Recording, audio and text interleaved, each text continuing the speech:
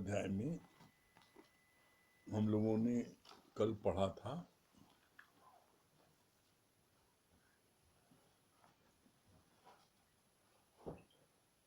उसको last stanza पढ़ देते हैं फिर से।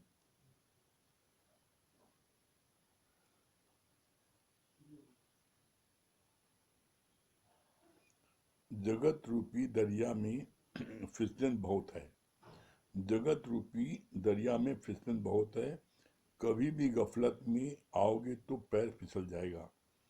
गुरु रूपी रेलिंग को कस कर पकड़ लो, यानी गुरु के वचन तुम्हारे अंदर ऐसे धस जाए कि कोई तुम्हें गिरा न सके।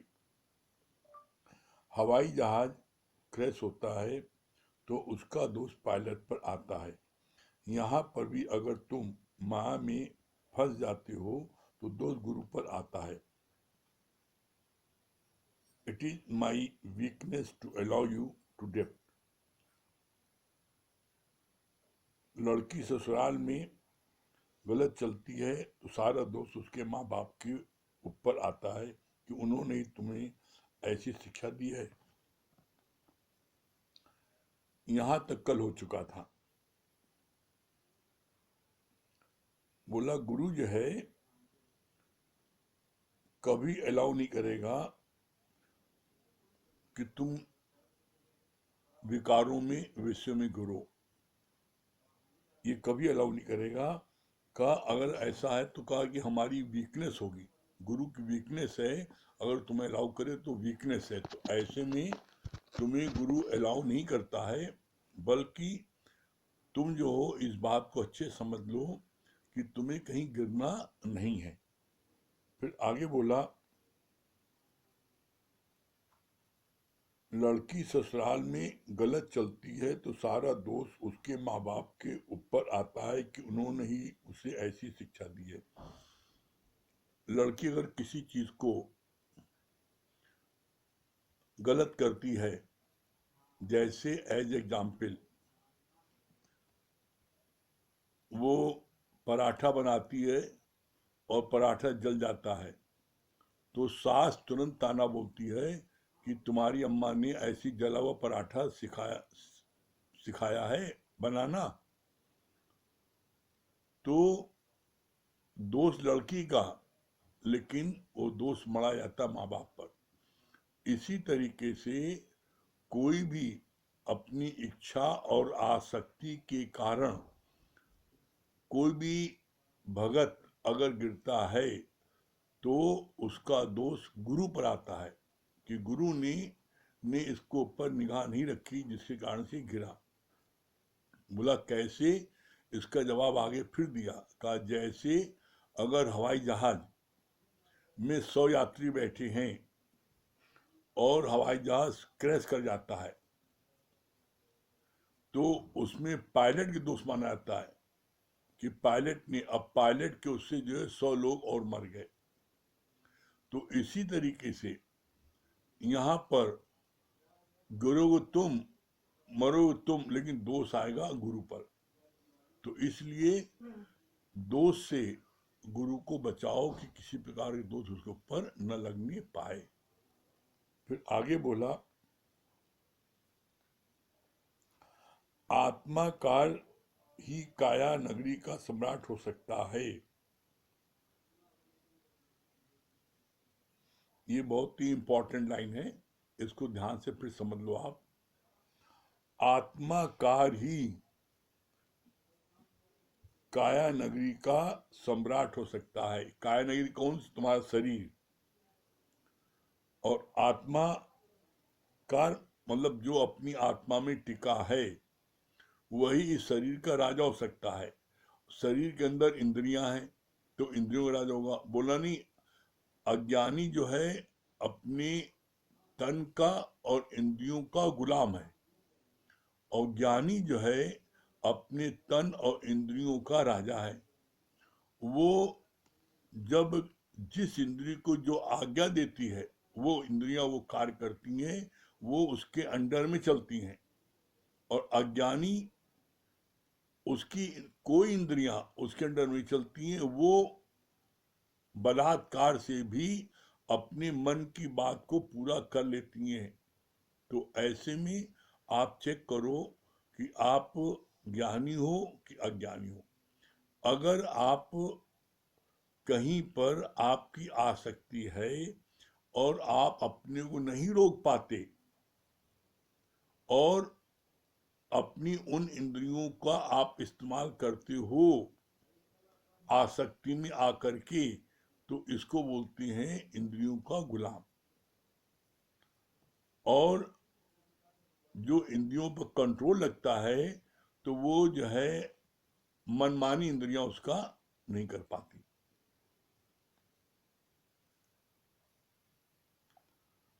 आगे बोला, आया था किस काम से, क्यों सोया चादर तान के, सुध संभाल ये गाफला तू अपना आप पहचान।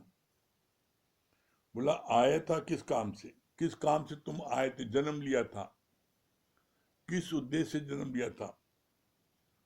और सोया चादर तान के सो गए। तो गुरु जी बोलते हैं तुम अपने आप को पहचानो, अपना आप पहचान। आप अपने आप को पहचानो कि आप कौन हो।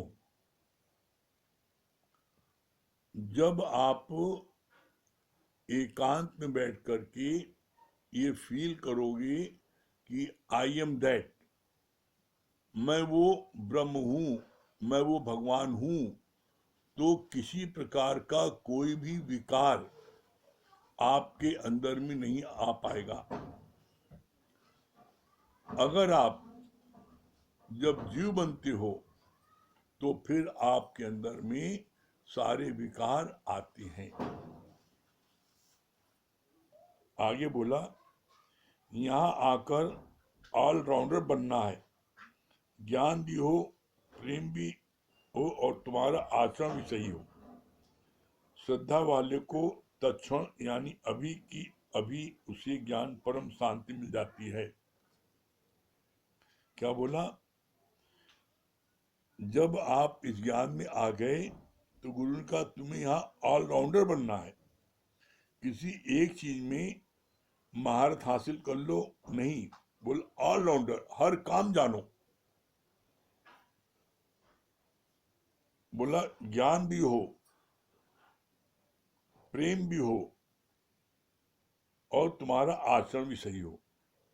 बोला अगर अकेले ज्ञान है तो बोला वो सूखा आटा है, अकेले प्रेम है तो वो भी गलत हो जाएगा बिना ज्ञान के। अकेले प्रेम होगा बिना ज्ञान के, उसमें भी आपसे गलती हो जाएगी। और फिर अगर आपका आचरण भी नहीं होगा सही तब भी गलती हो जाएगी। तो बोला तीनों चीजें, ज्ञान भी हो, प्रेम भी हो और आचरण भी हो, तो तुम्हारा ज्ञान तीर की तरह, बंदूक की गोली की तरह अगले को लगेगा।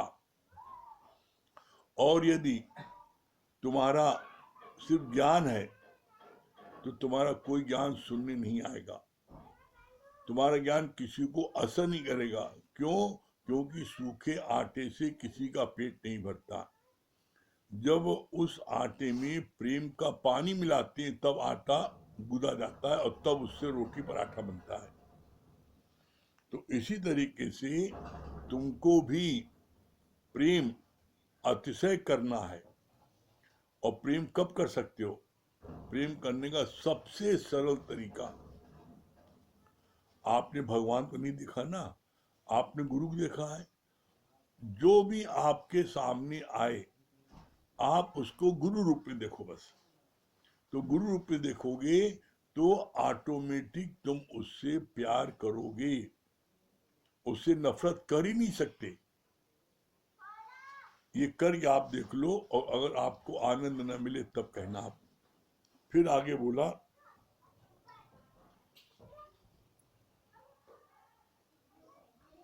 श्रद्धा वाले को तत्क्षण यानी अभी का अभी उसे परम शांति मिल जाती है। शांति किसको मिलती है? जिसके अंदर में श्रद्धा होती है। बोला श्रद्धा वाले को तत्क्षण यानी अभी कभी अभी ज्ञान सुनेगा और भी उसको शांति मिल जाएगी। तो ये बात आप चेक करो कि आपको शांति मिली। और ये पहचान भी है। अगर आपको शांति नहीं मिल रही है तो आप ये समझ लो कि आपके अंदर में अभी श्रद्धा की कमी है। तो अपनी श्रद्धा को बढ़ाते जाओ। और श्रद्धा बढ़ाने का सबसे सरल तरीका क्या है? अपनी मछानी देश को याद करो कि हम जब आए थे उस समय मेरी क्या दुर्दशा थी। जरा जरा सी बात पर कितना हम दुखी होते थे, जरा जरा सी बात पर कितना हम अपने को सोचते थे समाप्त कर लें। और गुरु की मेहनत लेने के बाद, गुरु से ज्ञान लेने के बाद अब आज क्या स्थिति हो गई? पहले आप गंभीर रोगी थे, आईसीयू के पेशेंट थे, और आज आप डॉक्टर हो गए। आज आप दूसरों की बीमारी दूर कर रहे हो। कितना बड़ा फर्क हो गया। तो ये अचीवमेंट तब होता है जब मन में ये फील होता है कि गुरु ने हमको क्या दे दिया। और जब हम ये महसूस करते गुरु ने हमको ये दे दिया, अरे हम क्या थे, गुरु ने क्या दे दिया, तब फिर हमारे अंदर में गुरु के प्रति श्रद्धा ऑटोमेटिक जगती है। फिर आगे बोला, जो श्रद्धा से विहीन है उसे ज्ञान तो लगना, जो श्रद्धा से विहीन है उसे ज्ञान नहीं लगता बल्कि उसका विनाश हो जाता है। दोनों बातें बोली है। श्रद्धा वाले को तत्क्षण यानी अभी की अभी उसे परम शांति मिल जाती है, और जो श्रद्धा से विहीन है उसे ज्ञान तो लगता नहीं बल्कि उसका विनाश हो जाता है। तो यहाँ पर एक बात आपको बड़ी क्लियर कर दें, विनाश का मतलब ही नहीं कि गुरु उसको श्राप दे देता है। विनाश का मतलब क्या होता है? जब आपकी श्रद्धा रूठ जाती है तो जो ज्ञान गुरु ने आपके अंदर भरा है उसमें, उस घड़े में छेद हो जाता है और वो सारा ज्ञान बह जाता है। तो हम ज्ञान के कारण हम धनी हो गए थे, ज्ञान के कारण हमारे को आनंद की प्राप्त हो रही थी। जब वो ज्ञान बह गया तो फिर क्या हुआ? फिर जो हम जैसे पहले रोते गाते थे फिर रोना गाना शुरू हो गया। तो इसलिए किसी भी कीमत पर गुरु के प्रति अश्रद्धा नहीं आने देना। चाहे इसके लिए तुम कितना भी प्रश्न करो, इसके लिए कितनी बात करो, लेकिन और एक बात इसका और उपाय है, जब भी मन में अश्रद्धा थोड़ी सी भी आएगी तो सबसे पहले इसका रिएक्शन क्या होता है? सबसे पहले आपका मन आपको सत्संग में आने से मना करेगा, आपको सत्संग से दूर भगा ले जाएगा। और मन यही चाहता है, क्योंकि पहले मन का एक छत्रराज्य था। गुरु मिलने के बाद में मन को आपने एकदम भिखमंगा बना दिया। मन की कोई बात मानते नहीं है, अब सब गुरु बात मानते हैं। तो इससे क्या होता है? इससे मन मौका ढूंढता रहता है, और जब वो मौका पाता है तो कहते हैं बड़ा अच्छा मौका है, खूब गुरु के खिलाफ भड़का दो, और फिर तुमको वो सत्संग से दूर कर देगा। कितनी भी कोई बात हो, सत्संग मत छोड़ना बस। क्यों? क्योंकि सत्संग छोड़ने पर आपके अंदर उसी दिन से कमजोरी आने लगेगी, और फिर आप अपने मन की जो मन कहता जाएगा आप करते जाओगे, और सत्संग आते जाओगे तो धीरे धीरे धीरे ये मन अपने आप शांत हो जाएगा। कैसे शांत हो जाएगा? इसका गुरुजी ने एक बड़ा अच्छा उदाहरण पेश किया। कहा जैसे गली का आवारा कुत्ता होता है, उसको आप घर में लाके जंजीर से बांध दो, वो सारी रात चिल्लाएगा। क्यों? क्योंकि उसको घूमने में जाता था गलियों में। आपने बांध दिया तो जब बंधा रहेगा तो सारी रात चिल्लाएगा, आपको सोने नहीं देगा। लेकिन अगर आप उसको इसी तरीके से 3 दिन बांधे रहे, क्या जितना चिल्लाओ हम तुम्हें छोड़ेंगे नहीं, तो 3 दिन बाद देखना फिर वही दुमराने लगेगा और फिर आपके साथ एडजस्ट कर लेगा। क्यों? क्योंकि जान जाएगा कि जो है हमको ये छोड़ने वाला नहीं, चाहे जितना भी हम कुछ करें। इसी तरह मन देख लेता है कि नहीं, चाहे हम जितना कुछ खुराफात करें लेकिन ये सत्संग नहीं छोड़ेगा, तो फिर वो धीरे धीरे मान जाता है। फिर आगे बोला, गुरु कहे सागर का पानी मीठा, तो भी कहिए हाँ जी हाँ। अर्जुन और कृष्ण साथ जा रहे थे। कृष्ण ने कहा, देखो कपोल उड़ रहे हैं। तो अर्जुन ने हामी भरी। थोड़ी देर में कृष्ण ने बोला,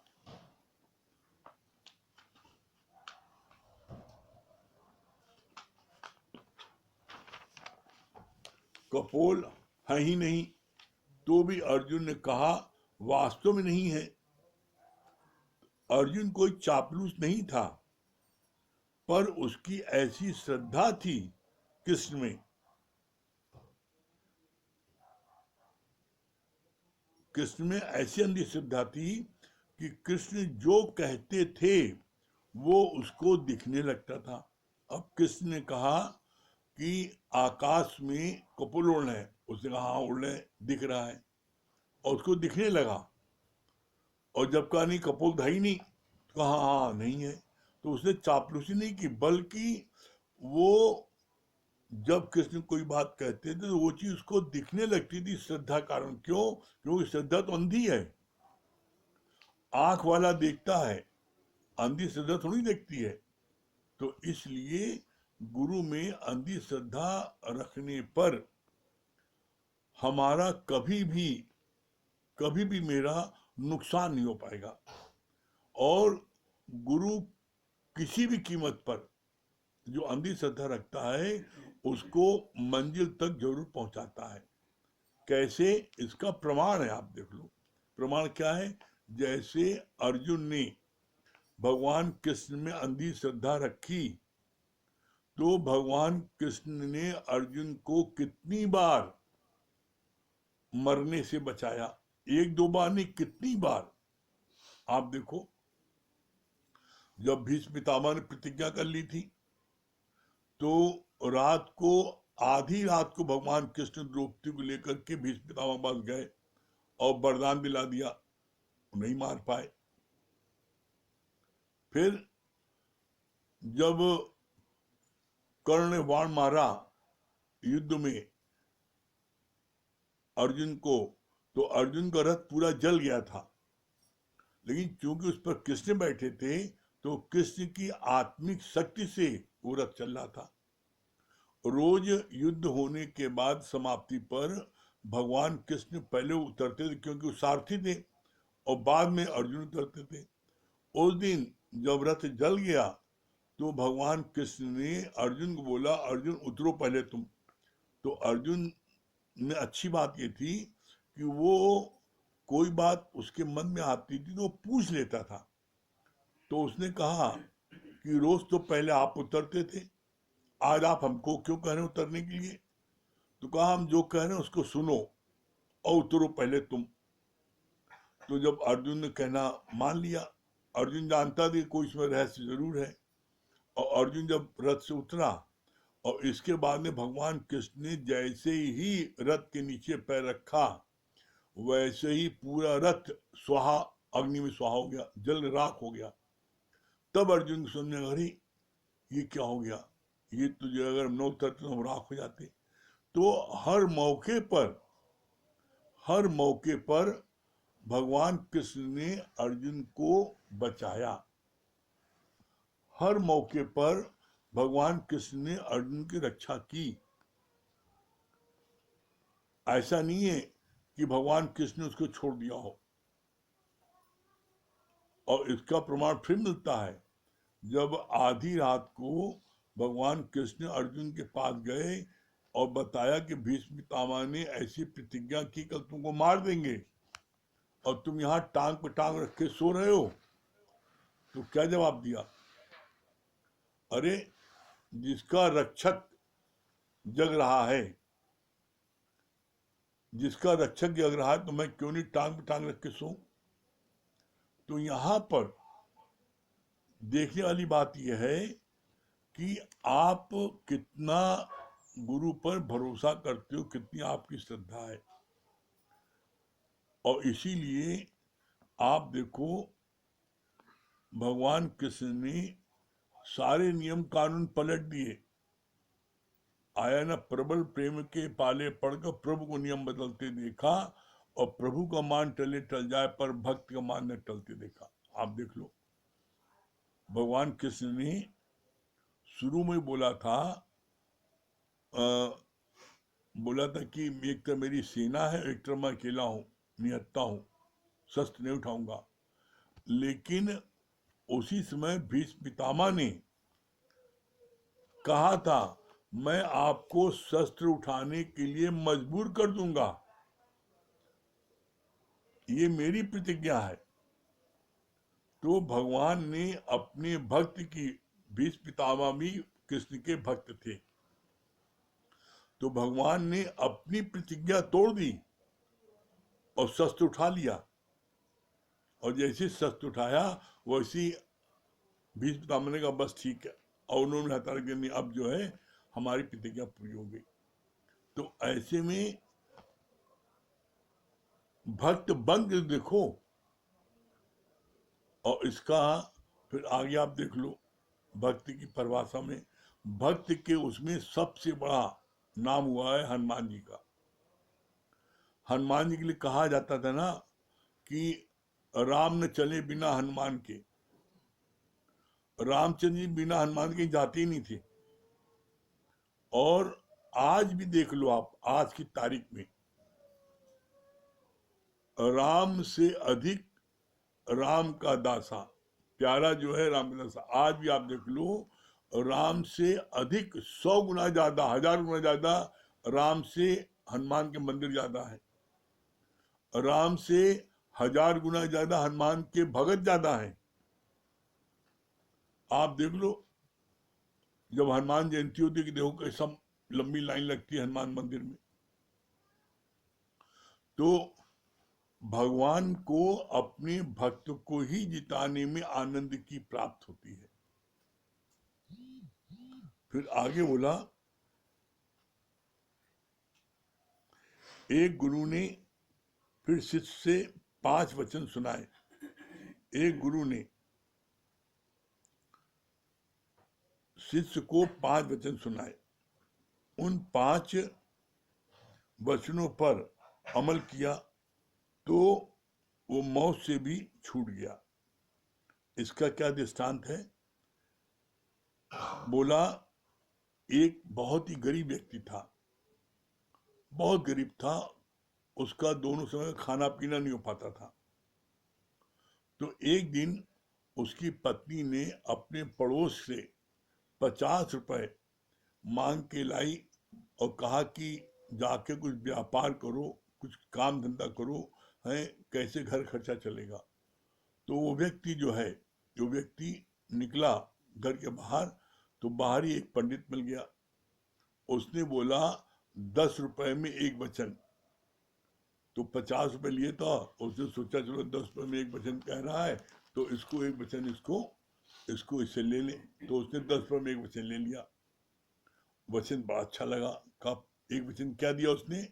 उसने एक वचन दिया कि 4 लोग जिस बात को कहें उसको मान लो।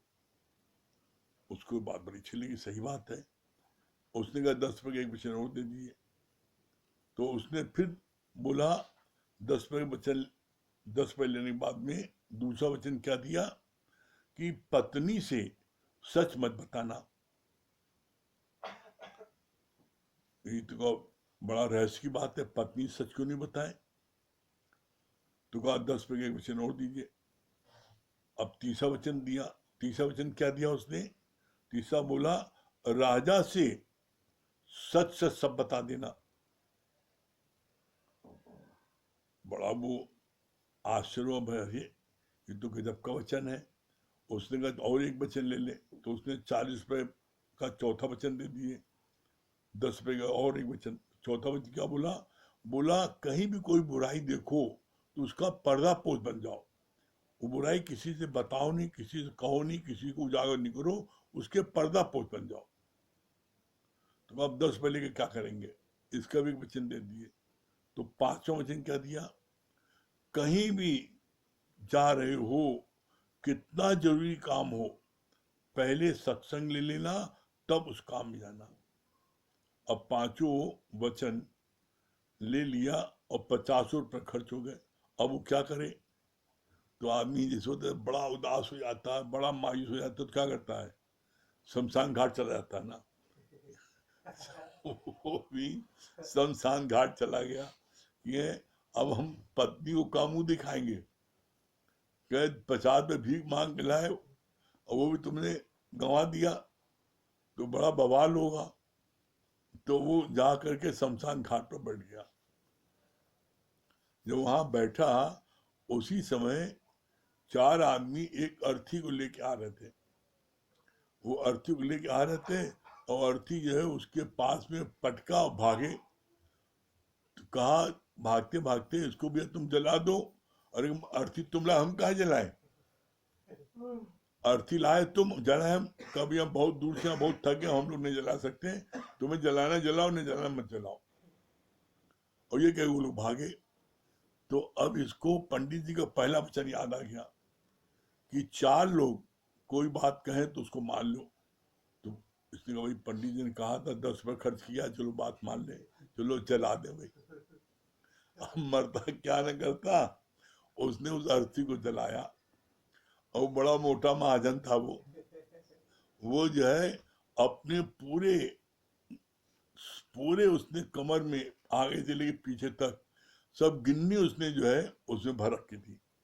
जब उसको जलाया गया तो गिन्नी झर झर झर सब नीचे गिर गई। अब पूरी उसकी कमर गिन्नी थी, झोला भर की गिन्नी हो गई। और वो गिन्नी जब पा करके पूरा झोला भर के लेके घर गया, तो उसकी पत्नी ने सोचा कि 50 रुपए में कौन सा कमाल कर दिया, 50 रुपए में पूरा झोला भर गिन्नी ले आया। बड़ा खुश हुई कि तुमने कमाल कैसा कर दिया, 50 रुपए में झोला भर गिन्नी लिया है। तो उसको पंडित जी का दूसरा वचन याद आ गया कि पत्नी से सच मत बोलना। तो उसने कहा क्या करें? उसने फिर जो पत्नी को एक कहानी सुना दी और कहा कि ऐसा था ना, जब तूने 50 रुपए दिया तो हमने वो 50 रुपए जा करके वो गांव के बाहर जा रहे थे, बड़ा मन में मायूसी आ रही, उदासी आ रही थी, क्या करें? तो एक जो वहां पर चट्टान है ना गांव किनारे, बाहर निकल के हमने वही रुपए वहां रख दिया, रख कर अपना सिर से मारा कि 50 रुपए हम क्या करेंगे, 50 रुपए में क्या करेंगे? तो उस चट्टान से झर झर झर गिन्नी निकलने लगी। हम गिनने लगे, आ गए। अब उसकी पत्नी को वो पची नहीं। उसने कहा जिससे हम 50 रुपए लेके आए हैं उसको एक गिन्नी जाके दे दे। उसने उसको जाके गिन्नी दे दी सोने की। जब गिन्नी दिया तो उसने कहा बहना तुम 50 रुपए ले गई थी और अभी तुम इतनी जल्दी हमको गिन्नी लाख दे दिया। तो कहा अरे पूछो ना बहना, आज बड़ा बड़ा गजब हो गया। क्या गजब हो गया? कहीं आज हमारे पति जो है वो जो 50 रुपए दिया था, उसको जब गांव के बाहर जो चट्टान है उसी चट्टान में रुपए रख करके अपना सिर मारने लगे, 50 रुपए क्या करेंगे? तो फिर गिन्नी धनाधन गिन्नी गिनने लगी और सब लेके आ गए। अब फिर पूरे आग की तरह ये बात पूरे गांव में फैल गई। अब सबकी पत्नियां अपने पति को लगी दौड़ाने कि देखो 50 रुपए में एक झोला गिन्नी भर के ले आया और तुम लोग जो है महीने भर भी जाके इतनी मेहनत करते हो, कुछ नहीं लाते हो, जाओ तुम भी लोग जाओ गिन्नी लेके आओ। और सब लोगों ने अपने अपने पति को भेज दिया। अब सब बेचारे मरते क्या कर, सब गए और सब उसी चट्टान मारा। अब चट्टान में गन्नी निकली तब ना, सब सिर फूट गया, सब खूना मई, सब सिर फट गया। सब लोगों ने आकर के राजा से शिकायत किया कि राजन ये जो है झूठ बोला है और हम सबका सिर फटा है, इसने इसको इसलिए सजा दीजिए। राजा ने ने उसको बुलाया, पेशी भी। अब राजा जब आया तो उसको संत का तीसरा वचन याद आ गया कि राजा से कभी झूठ नहीं बोलना, राजा से सब चीज सच सच बता देना। तो उसने राजा से सारी बातें सच सच बता दी। राजा बड़ा खुश हो गया, अरे ये तो इतना ईमानदार तो आदमी कहाँ मिलेगा हमारे राज्य में। ये तो हमारे राज के चौकीदार बना दे, हमारा चौकीदार बन जाएगा, यहाँ चोरी होना बंद हो जाएगी। तो उसको कहा तुम आज से मेरे यहाँ चौकीदारी करो, तुम इतने ईमानदार हो। राजा बड़ा खुश हो गया, वो भी बड़ा खुश हो गया, अरे देखो मैंने गुरु बात मानी तो हमको नौकरी मिल गई और इतनी गिन्नी मिल गई। और जब वो उनको चौकीदारी करने लगा राजा को वहां, तो उसने जब पहरा दे रहा था तो एक दिन उसने क्या देखा कि रानी जो है वो वजीर के साथ में गलत अवस्था में लेटी है। तो अब उसको क्या वो चौथा वचन याद आ गया संत का। चौथा वचन क्या था कि अगर किसी की कोई बुराई देखो तो पर्दा पोष बन जाओ, उसको किसी से कहो नहीं, उजागर नहीं करो। तो उसने क्या किया, जाड़े की रात थी, उसने जो अपना कंबल ओढ़े था वो कंबल उन लोगों को ओढ़ा दिया जिससे कि कोई इसको देखने न पाए, नहीं तो रानी बदनामी होगी। अब जब सुबह हुई और रानी ने देखा कि ये कंबल तो चौकीदार का है, तो उसके मन में बड़ा डर पैदा हुआ, ये चौकीदार जो है ये उसका कंबल है और ये राजा का बड़ा वफादार है। अगर राजा से इसने कह दिया तो राजा तो हमको जो है फांसी सजा दे देगा। तो उसने मनी मन प्लान बनाया कि किसी तरीके से इसको राजा से इसको फांसी दिलवा दें, इसको मार दें, तो न रहेगा बांस न बाजेगी बांसुरियां। तो उसने राजा से शिकायत किया कि आपने किस व्यक्ति को चौकीदार रखा है, वो तो बहुत ही गलत आदमी है।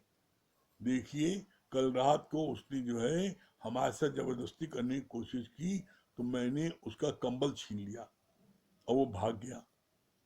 राजा ने कहा हमको विश्वास नहीं होता कि वो ऐसा कर सकता है, लेकिन अब चूंकि तुम कह रही हो तुम मेरी रानी हो, तो इसलिए इसको सजा भी तुम ही दो। और रानी और खुश हो गई, अब तो बड़ा अच्छा है, अब तो इसको रास्ते से हटाना बड़ा सरल है। तो रानी ने क्या किया, रानी ने एक कसाई से जाकर के तय किया कि हम तुम्हारे पास पहला व्यक्ति भेजेंगे, तो तुम उसकी गर्दन कलम कर लेना, काट लेना, और जो दूसरा व्यक्ति तुम्हारे पास आएगा उसको वो गर्दन थाल में सजा के ढक के दे देना। उसने जैसा रानी आपका हुक्म। तो उसने ऐसे किया। उसने क्या किया कि उस चौकीदार को बोला कि तुम फलाने के पास में, उस व्यक्ति का कसाई नाम लिया और कहा फला जगह पर रहता है, उसके पास चले जाओ, वो जो है कुछ सामान देगा, लेके आ जाना। वो इनोसेंट बेचारा जाने लगा।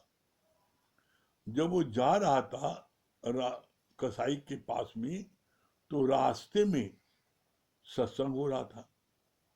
जब सत्संग हो रहा था तो उसको गुरु का 5वां वचन एकदम से याद आ गया कि गुरु ने कहा था कहीं भी जा रहे हो, कितनी जरूरी काम जा रहे हो, पहले सत्संग लेके जाना, सत्संग को नाम के मत जाना, सत्संग छोड़ मत जाना। तो जब 5वां वचन उसको याद आया तो वो सत्संग सुनने बैठ गया। और जब सत्संग सुनने बैठा तो 2 घंटे सत्संग सुनता रहा, शुद्ध बुद्ध गायब हो गई, भूल गया कहाँ जाना है। जब सत्संग समाप्त हो गया 2 घंटे बाद, तो उसको एकदम से याद आया, अरे रानी ने हमको बोला था फलाने पास से सामान लाना है, तो वो भागा गया।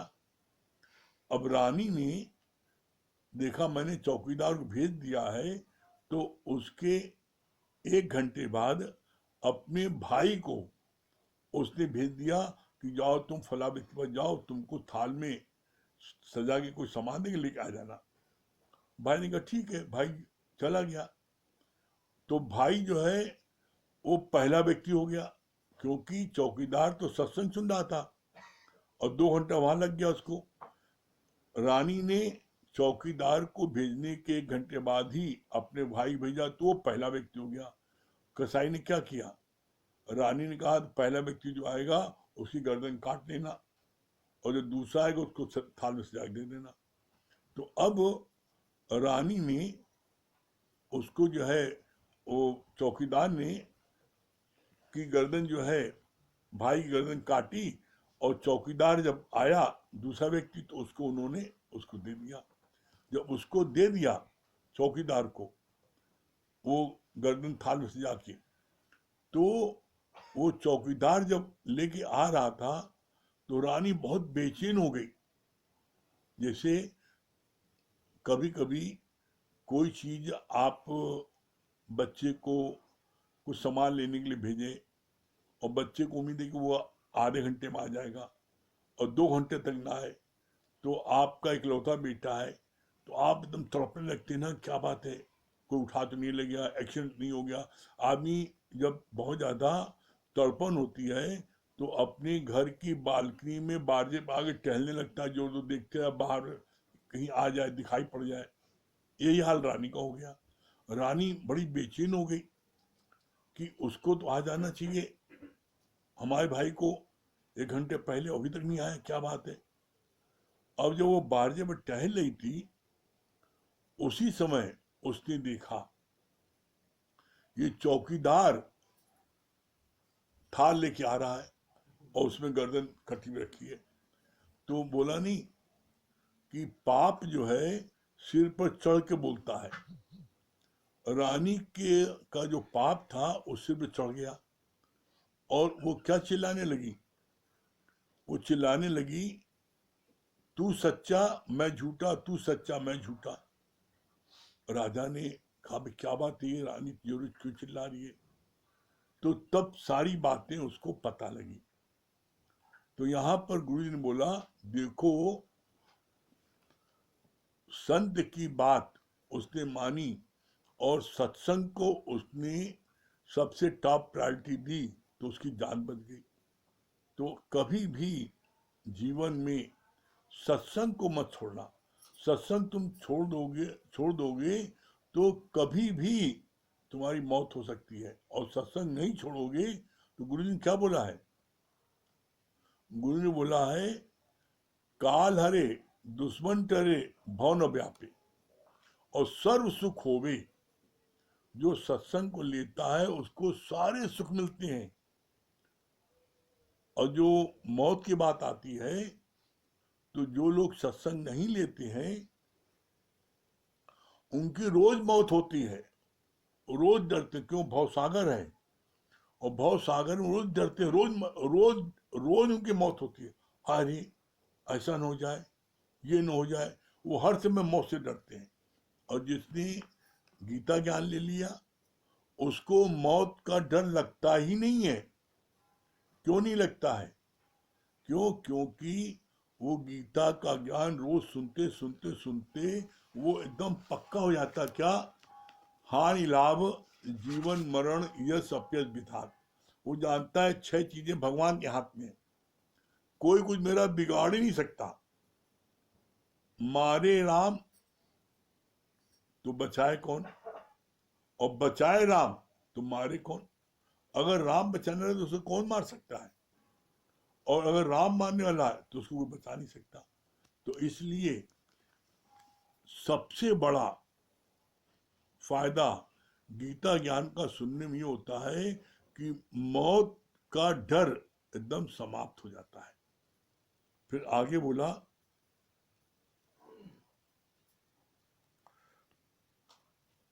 गुरु ग्रंथ जी मानियो, प्रगट गुरु की देह, जाका हृदय शुद्ध है, खोज शब्द में लो। क्या अर्थ बोला इसका, गुरु ग्रंथ जी मानियो, गुरु को ही ग्रंथ मानो, प्रगट गुरु की देह, जितने भी ग्रंथ हुए हैं वो सब गुरु के देह से प्रकट हुआ है। जाका हृदय शुद्ध है, खोज शब्द मिले, जिसका हृदय शुद्ध है उसके अंदर से ही ये ब्रह्म ज्ञान निकलता है।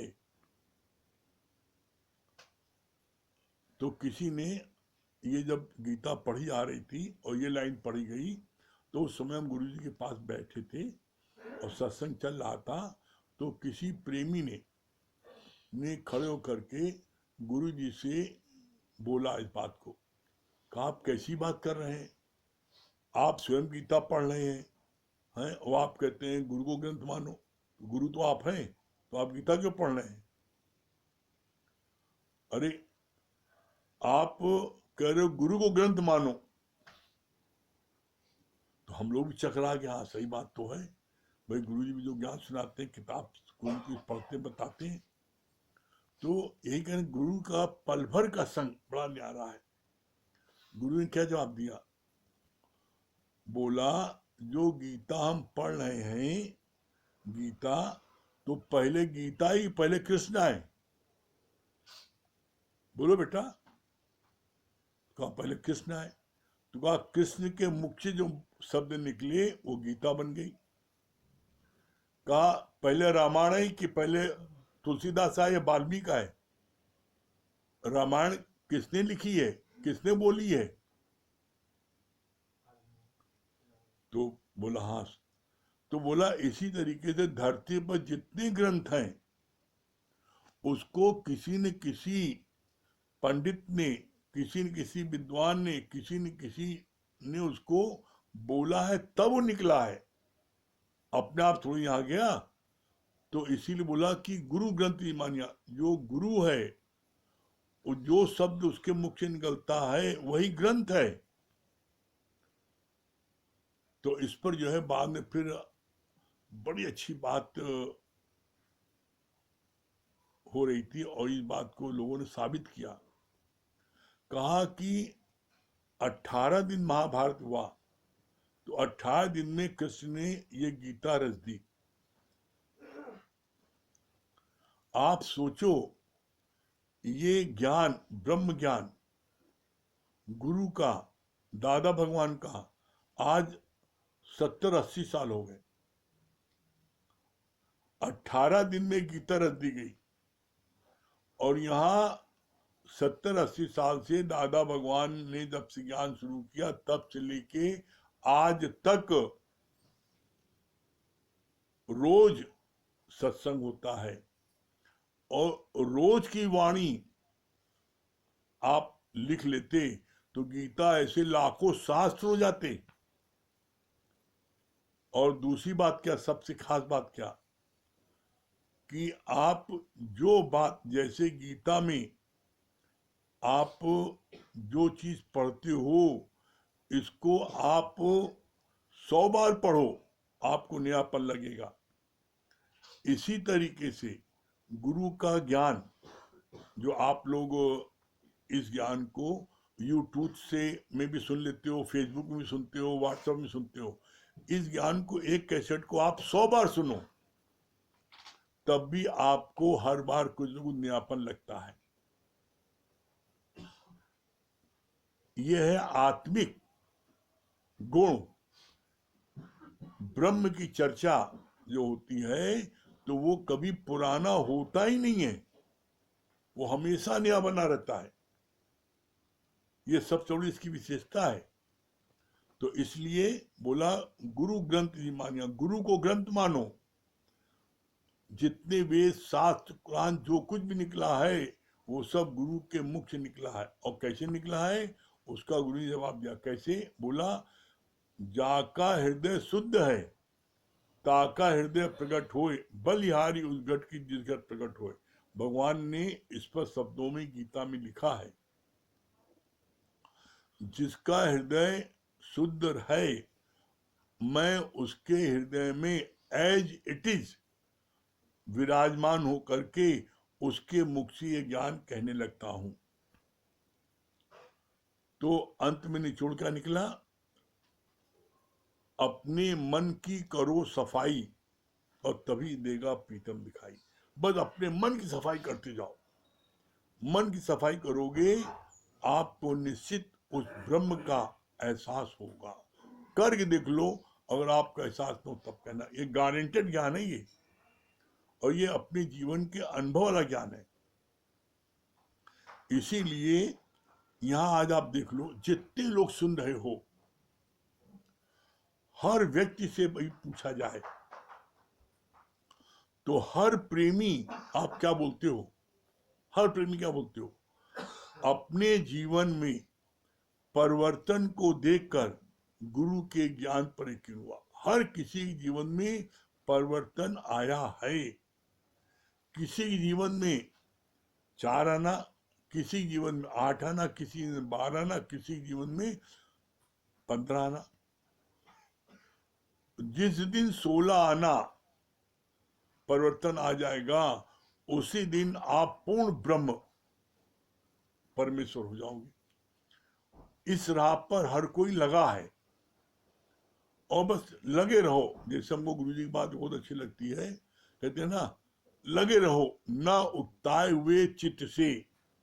बिल्कुल मन न लगे तब भी आप बैठे रहो। बोला चाहे रीझ भजो चाहे खींच भजो, बस आप नित्य करते बैठते रहोगे तो परिणाम क्या होगा? करत करत अभ्यास के जड़ मत हो सुजान। निश्चित एक दिन आपको सुझा की आ जाएगी, एक दिन आपके अंदर से ब्रह्म प्रकट हो जाएगा, और फिर आप जो है अपने आनंद में आ जाओगे। करके देखो, न मिले तब कहना। हाँ विश्वकर्मा जी, क्या बोल रहे हैं? हरिओम भगवान। हरिओम। हरिओम। बहुत बढ़िया आपने बताया, जो क्या कहते हैं वो उसकी आदमी की बात। तो भगवान ने आपने कहा कि जब सबसे पहले सत्संग को प्रायोरिटी दो। अगर कहीं सत्संग होता है तो पहले उसको लेकर के तब कहीं जाओ तो काम सिद्ध होगा, तुम्हारा काम बनेगा। नहीं तो अगर सत्संग छोड़ करके जाओगे तो जान जाएगी। हाँ बहुत सुंदर। हाँ मुंशी जी, मुंशी जी, मुंशी जी कहाँ छुपे? आइए बाहर। मैसेज जा रहा है, उसको अनम्यूट करिए। आप भी हमारी तरह, हम भी नहीं कर पाते अनम्यूट की बटन दबाओ। मोना जी 2 बार कहा करो, आप सब तरफ दबा रहे हैं। हाँ मुंशी जी आइए। नहीं आ रहे मुंशी हैं? हाँ नीलू जी, नीलू जी,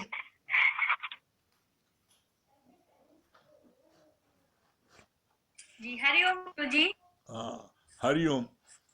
हाँ क्या बता रही? आवाज आ गुरु जी? आवाज आ रही जी साफ, बिना एयरफोन की आवाज जी ज्यादा गुरु जी। साफ आती है। जी गुरु जी, बहुत बहुत अच्छा लग रहा था। और हम तो कल से महसूस कर रहे हैं कि सच में हम लोग वास्तव में बहुत बड़भागी हैं और बहुत भाग्यशाली हैं, क्योंकि बाहर आज हमको इतने सहजता से, इतने सरलता से, इतने नम्रता से, और हम तो जैसे लगता है कि बस सखा रूप से आपको देखते हैं। सच में। और नहीं तो यहाँ देख, मतलब कल गए हुए थे, अजवा जाना हुआ था, भागवत हुआ, बहुत अच्छा लगा। लेकिन हमने ये महसूस किया कि भगवान को चाहने वाले बहुत कम हैं।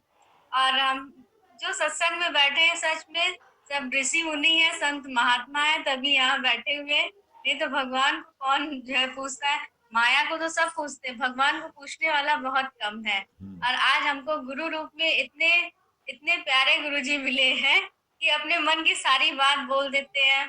जो मन में प्रश्न होता है, तुरंत तत्क्षण जो है उसका उत्तर समाधान इतने प्यार से मिल जाता है। शायद हमारे जैसा भाग्यशाली तो कोई भी नहीं है। और बहुत अच्छा लगा आज गुरुजी आपने बताया कि जिसके अंदर अंधी श्रद्धा होती है, गुरु के प्रति जो है अथाह प्रेम होता है, तो भक्त का भी ये पूरा दायित्व होता है कि आज हमको कोई व्यक्ति नहीं जानता, लेकिन ये सब जानते हैं कि हम गुरु के बच्चे हैं। तो हमारे गुरु पर कोई आँच ना आए, ये हमें बहुत, मतलब हमेशा ध्यान देना चाहिए इस चीज पे। ये बहुत अच्छा लगा गुरु जी। और 5 वचन जो आपने बताए वो भी बहुत अच्छे हैं। और हम लोग तो एक एक वचन हीरे मोती से बढ़कर है। और हम लोग पता नहीं कितने जो है अनमोल खजाना पा रहे हैं बैठकर। जी गुरुजी, भजन बहुत सुना बहुत दीजिए, शुक्राने आप। भजन सुना दीजिए। जी गुरुजी। गुरु शर्मिला सर को झुका करके हृदय से वंदना भाव पाई शर्मिला। आवाज आपकी बीच में कट रही है, आ नहीं रही साफ। थोड़ा फोन उठा लीजिए। जी। गुरु शर्मिला हाँ, अब ठीक है। सही आ रही है गुरुजी। हाँ, गुरु शर्मिला सर को झुका करके हृदय से वंदना भाव पाई शर्मिला। हम है सते गुरु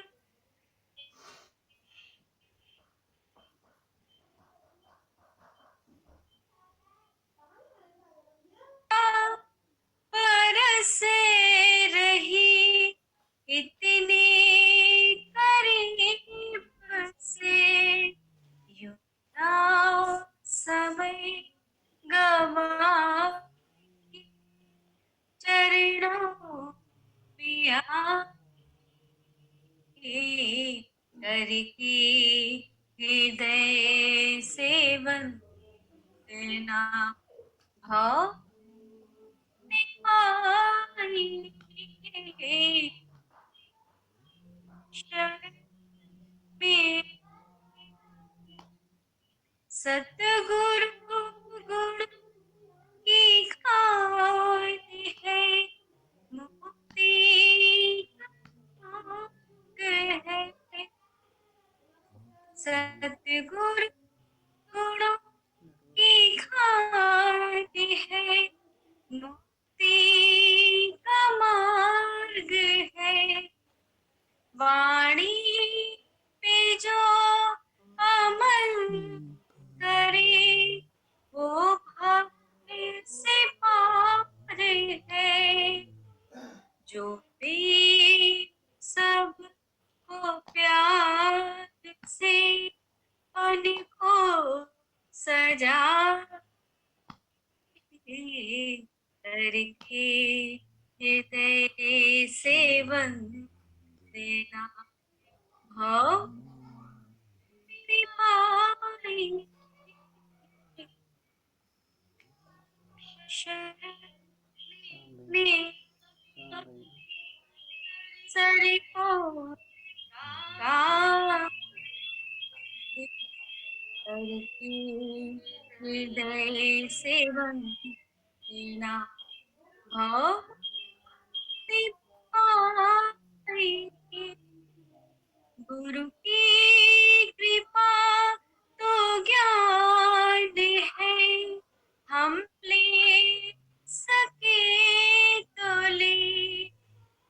गुरु का ध्यान है गुरु मान है हम दे सके तो दे।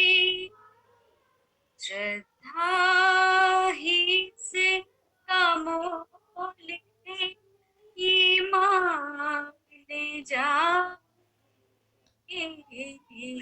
करके हृदय से वंदना भाव पाई गुरु शर्मिला सर को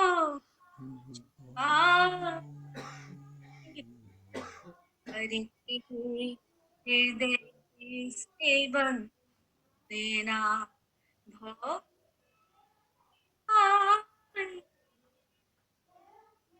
सत्संग है आईना, खुद को निहारे, गुरु की कृपा से हम सभी जीवन सजाएंगे, जो भी है दिल में भक्ति, खुल के बताओ करके हृदय से बंदना, भक्ति पाई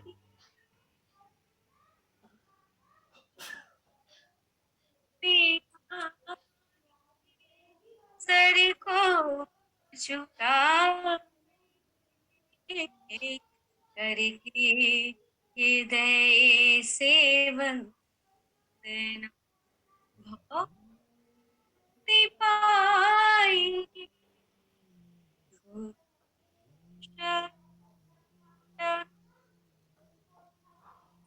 हरिओम गुरु। बहुत सुंदर नीलू जी।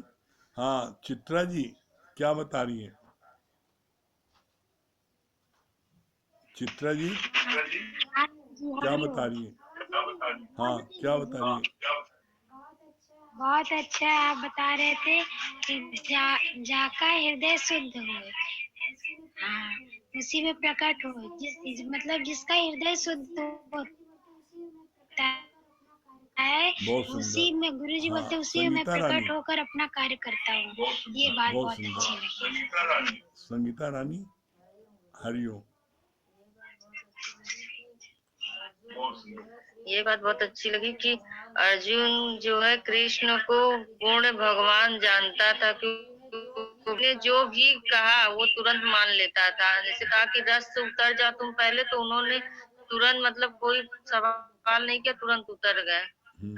जगदीश भैया ये बात हरिओम। बहुत अच्छा आपने बताया कि गुरु के शब्द ही ग्रंथ है। ग्रंथ पहले नहीं आया, पहले गुरु आया, गुरु ने ग्रंथ लिखा। तो गुरु जो बोले वही ग्रंथ है। तो ग्रंथ को पढ़ने से कोई फायदा नहीं, गुरु को सुने। और जो 5 वचन आपने बताए उसका निचोड़ यही कि कभी भी सत्संग को नहीं। हाँ नरेंद्र भैया हरिओम क्या बता रहे हैं? अच्छा बताया आपने कि श्रद्धावान लब्धे ज्ञानम, बोले कि जो है श्रद्धा की आंख नहीं होती। अर्जुन चापलूस नहीं था, लेकिन कृष्ण के प्रति उसको श्रद्धा इतनी ज्यादा थी कि कृष्ण जो कहते थे वो उसको लिखने लगता। बहुत सुंदर। हाँ मंगल भैया हरिओम। गुरु के अंदर श्रद्धा रखने से हमारा नुकसान नहीं होगा।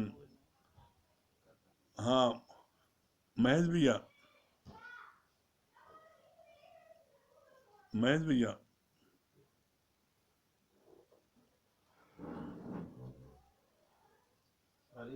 हाँ हरिओम क्या बता रहे हैं? बात आपकी लगी कि मतलब आज जो इतने साल से ज्ञान चल रहा, अगर इसको ग्रंथ बनाने बैठे तो कितनी गीता तैयार हो जाएगी।